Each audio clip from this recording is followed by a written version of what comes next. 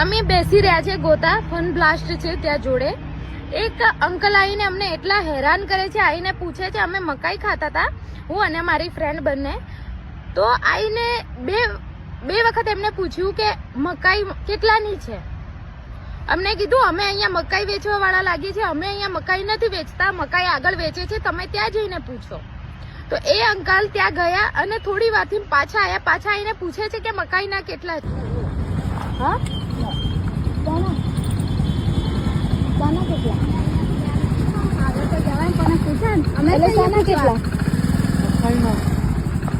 અહીંયા તને અહીંયા મકાઈ વેચતા દેખાય છે? દેખાય છે તને આંખો ફાડીને? શાનું લારી હે? અહીંયા 2 વખત તને કીધું ને કે અહીંયા મકાઈ નહીં મળતી. પૂછાય ને અમને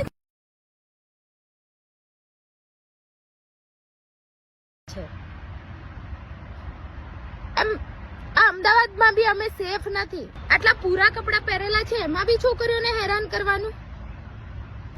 અને ફૂલ તલ્લી અહીંયા દારૂ બી મળે છે જોડે ફન બ્લાસ્ટ થી આગળ. તો અહીંયા દારૂ પીને ફૂલ તલ્લી થઈને આવીને અમને કહે છે કે મકાઈ કેટલાની મળે, મકાઈની કેટલાની મળે. છોકરીઓ જોઈને હેરાન કરવાનું ચાલુ.